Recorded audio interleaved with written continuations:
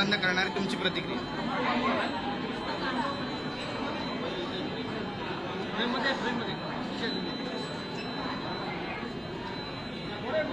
खरं म्हणजे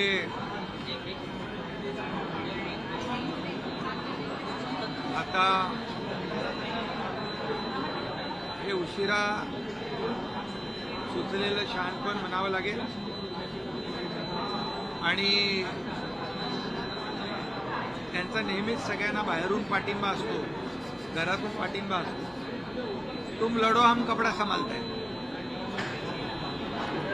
आणि एक म्हण आहे, उडाला जळतंय आणि डोंगरावरची आग विझवायला पळतंय, अशी उबाटाची आता अवस्था झालेली आहे. खरं म्हणजे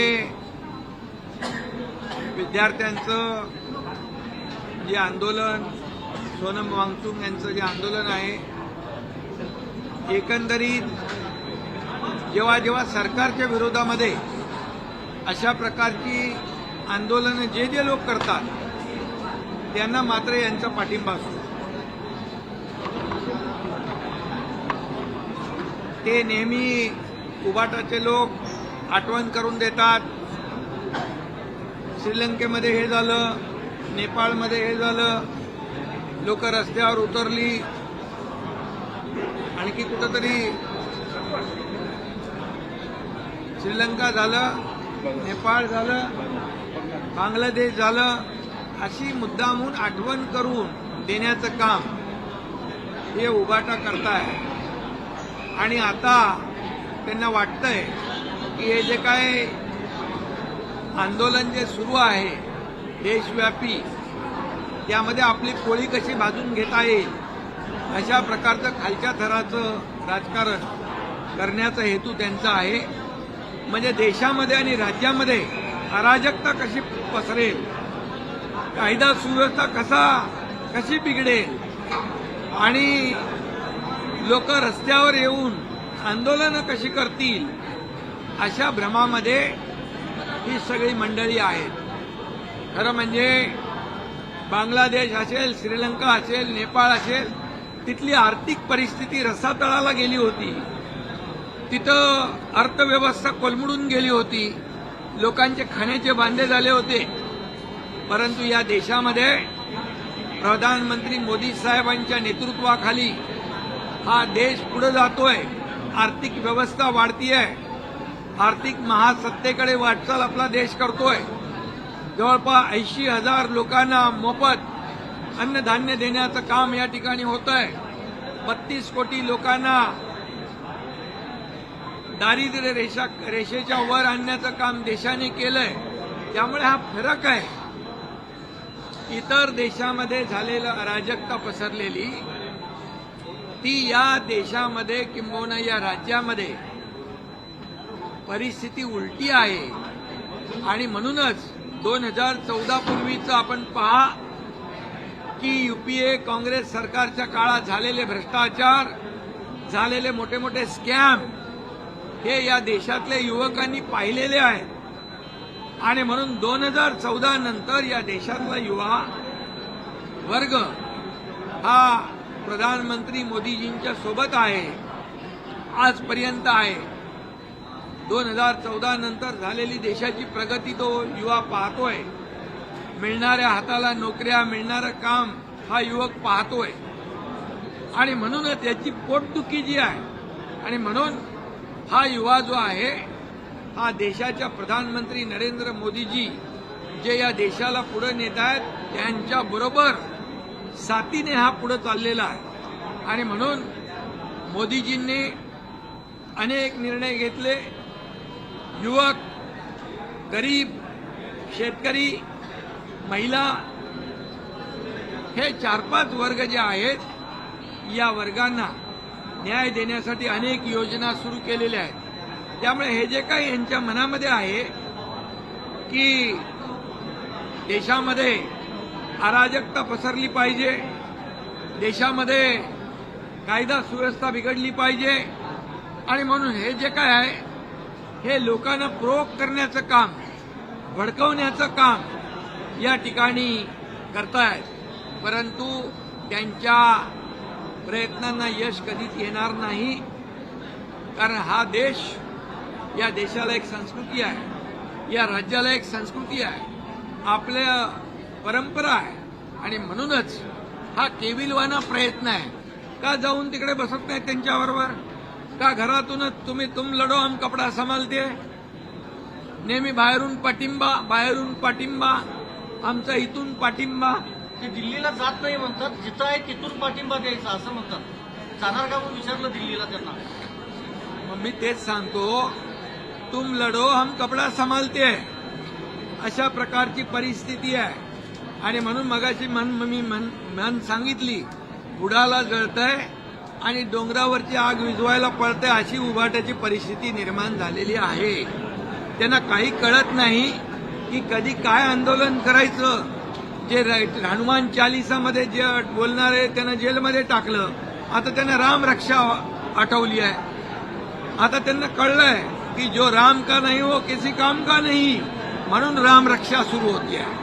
आणि म्हणून मी बोललोय विधान परिषदेमध्ये. परंतु मी आपल्याला एवढंच सांगतो, किती काही केलं तरी सुद्धा, किती हिंदुत्वाचा हाव आणला तरी सुद्धा, हिंदुत्व त्यांनी बाळासाहेबांचे विचार सोडले तेव्हाच सुटलेला आहे. स्वातंत्र्यवीर सावरकरांना माफीवीर म्हणणाऱ्यांच्या मांडीवर बसले तेव्हाच सोडलेला आहे. आणि म्हणून या देशाच्या प्रधानमंत्र्यांवर नेहमी या ठिकाणी आरोप करायचे. आणि ज्यांनी राम मंदिर बांधून दाखवलं, ज्यांनी 370 कलम हटवून दाखवलं, बाळासाहेबांचं स्वप्न ज्यांनी साकार केलं, त्यांच्यावर तुम्ही आरोप करताय. आणि म्हणूनच हा एक केविलवाना प्रयत्न आहे. मी आपल्याला एवढंच सांगतो की आता त्यांच्याकडे कुठलेही मुद्दे नाहीत. आणि म्हणून अशा प्रकारचे जे त्यांनी सोडलेले मुद्दे, विधानसभेच्या अधिवेशनामध्ये हिंदुत्वाचा मुद्दा घेऊन चूक केली, हिंदुत्वाचे विचार घेऊन चूक केले असं म्हणणारे आता म्हणतायत गर्व से कहो हम हिंदू आहे. आणि राम रक्षा हे आंदोलन ते करतात, हा मोठा विनोद आहे. तुम्ही दिल्लीला चाललेला आहात, मंत्रिमंडळ विस्तार कधी होणार आहे? काय शिवसेनेला मिळणार आहे दिल्लीमधून? शिंदेसाहेब, मित्रपक्ष म्हणून तुमच्या खासदारांची संख्या वाढली, तुम्ही दावा करताय अधिक अतिरिक्त मंत्रिपद मिळावं. खरं म्हणजे आमची युती जी आहे एनडीए सोबत, ही एक वैचारिक गठबंधन आहे, वैचारिक युती आहे. ही आमची खुर्चीसाठी, सत्तेसाठी झालेली युती नाही आहे. आणि तुम्ही बार्गेनिंग कधीही आमचे शिवसेना करत नाही, करणार नाही. ही एक वैचारिक विचारधारेने जोडलेली युती आहे. आणि त्यामुळे एनडीएला मजबूत करण्याचं काम आम्ही करू. आपल्याकडे जे 6 खासदार आहेत त्यांना पत्र लिहिलेलं आहे अरविंद सावंत यांनी, आणि त्यामध्ये म्हटलेलं आहे की कुठलाही जो मूळ पक्ष आहे तो झालेला तुम्ही कशी काय विलीनीकरणाचा आवाज निर्माण करताय, त्या संदर्भात सर्व 6 खासदारांना तिने पत्र लिहिलं. त्या पत्राला केराची टोपली आमच्या खासदारांनी दाखवलेली आहे. त्यांच्या पत्राला विचारतो कोण? लोकशाहीमध्ये नियमाप्रमाणे 2/3 मेजॉरिटीला महत्व आहे. आणि बाकायदा लोकसभा स्पीकर यांच्याकडे जाऊन 6 खासदारांनी पत्र देऊन सगळी प्रक्रिया पूर्ण केलेली आहे. ही फक्त हा केविलवाना प्रयत्न आहे, कोर्ट कचेऱ्या करणं, हे करणं, ते करणं. त्यामुळे कुठल्याही त्यांचा त्या पत्राचा परिणाम आमच्या खासदारांवर होणार नाही. दुसरीकडे जर बघायचं असेल तर चेंबूरची जी घटना घडली त्यामध्ये पालिका आयुक्तांनी जे अहवाल आलेला, त्यामध्ये कुठेतरी अधिकाऱ्यांना बचाव आहे ते केलं जातं असं पाहायला मिळतं. ठाण्यामध्ये एक बॅनर पडला, तिकडे देखील अशा पद्धतीने मी ताबडतोब ठाण्यातल्या आयुक्तांना फोन केला. सगळे बिलकुल बॅनर काढून टाका, एकही बॅनर ठेवू नका आणि कुणालाही बेकायदेशीर बॅनर लावून देऊ नका. बेकायदेशीर बॅनर लावतील त्यांच्यावर कारवाई करा. आणि जे होर्डिंग आहे ते होर्डिंग, जे अनधिकृत होर्डिंग असतील ते काढून टाका. जे अधिकृत असतील त्याचं स्ट्रक्चरल ऑडिट करा. कुठलाही दुर्घटना होता कामा नये अशा प्रकारचे स्पष्ट सूचना, निर्देश मी आयुक्तांना दिलेले आहेत. शरद पवार आणि त्यांचा पक्ष तुम्हाला एनडीए सोबत आलेलं चालेल का? शरद पवार साहेब आणि त्यांचा पक्ष एनडीए सोबत आलेलं चालेल का राज्यात आणि केंद्रात? अरे तुम्ही जर आणि तर ती काय गोष्ट करता? साहेब, राज्यामध्ये त्यांचे जर खासदार तुमच्याही संपर्कात आहेत असं संपर्कात सांगितलं आहेत. जातं. सगळे उपमुख्यमंत्री मी आहे, ते माझ्याकडे येतात, मुख्यमंत्र्यांकडे जातात, कामं घेऊन येतात, त्याच्यामध्ये काय आहे? सोनम वांगचुक को लेकर जिस तरीके सपोर्ट करने का फैसला किया गया उद्धव ठाकरे द्वारा, कैसे देखते हैं इसको? सोनम वांगचुक जी को जो सपोर्ट उबाटा ने किया है, ये सिर्फ मैं कहता हूँ कि एक राजनीतिक फायदा उठाने का एक कोशिश है। और मैं ये कहूँगा कि वो हमेशा कहते हैं बंगाल में ये हो गया, बांग्लादेश में ये हो गया, नेपाल में हुआ, श्रीलंका में हुआ, ये ऐसे बोल बोल के यहाँ के युवाओं को उकसाने का काम कोशिश ये उबाटा करती है या कांग्रेस करती है। मैं आपको ये बात कहूंगा कि श्रीलंका, बांग्लादेश, नेपाल की अर्थव्यवस्था पूरी तरह गिर चुकी थी, पूरी तरह जीरो हो चुकी थी, वहाँ नौकरियां नहीं थी, खाने को मोहताज थे, इसलिए वहाँ के लोग रास्ते पे उतरे हैं। मैं आपको बताऊंगा इस देश में 2014 से पहले की परिस्थिति देखिए। 2014 से पहले कितने बड़े बड़े स्कैम हुए, कितने बड़े बड़े घोटाले हुए, भ्रष्टाचार हुए, ये यहाँ के देश के युवाओं ने देखा है अपने आंखों से। और 2014 के बाद जैसे देश को आगे बढ़ाने का काम, पूरा जीवन समर्पित करने का काम मोदी जी ने देश के लिए किया है। इसलिए ये ऐसे परिस्थिति में कई देशों की अर्थव्यवस्था पूरी तरह खत्म है, डगमगा गई है, चरमरा गई है। ऐसी परिस्थिति में भारत देश की अर्थव्यवस्था न की मजबूत की, बल्कि उसको आगे बढ़ाने का काम किया। आज भारत एक विकसित भारत 2047 का सपना जो है आर्थिक महासत्ता बनाने का मोदी जी लिए हुए हैं। और इसलिए युवाओं को पता है आज मोदी जी ने क्या लक्ष्य किया है। युवा, किसान, महिला, गरीब। और इसलिए मैं कहूँगा हमारे देश की परिस्थिति बहुत ही मजबूत है और उन देशों से उल्टी है। और आज युवाओं के लिए कई योजनाएं, महिलाओं के लिए कई योजनाएं, किसानों के लिए कई योजनाएं, 80 करोड़ लोगों को मुफ्त में राशन देने का काम कौन कर रहा है? 32 करोड़ लोगों को गरीबी से ऊपर उठाने का काम किसने किया है? मोदी जी ने किया है। और ये देश की जनता भी जानती है और युवा वर्ग भी जानता है। और इसीलिए वो जो चाहते हैं, वो जो सोचते हैं, उनके मन में एक सपना है कि जैसे अन्य देशों में ये अराजकता फैलाई, जैसे लॉ एंड ऑर्डर की परिस्थिति निर्माण हुई, वैसे यहाँ पर परिस्थिति निर्माण करने की कोशिश करना ये भी देश के खिलाफ है, ये जनता के खिलाफ है, एक प्रकार का ये देशद्रोह है। और मैं कहूँगा, और इसीलिए खिलाफ बात करो, सरकार के खिलाफ बात करो, लेकिन लोगों को भड़का के ये उदाहरण देते, मिसाल देते हैं बांग्लादेश की, मिसाल देते हैं अपना नेपाल की, श्रीलंका की, क्या परिस्थिति है वहाँ की, देखिए जाकर।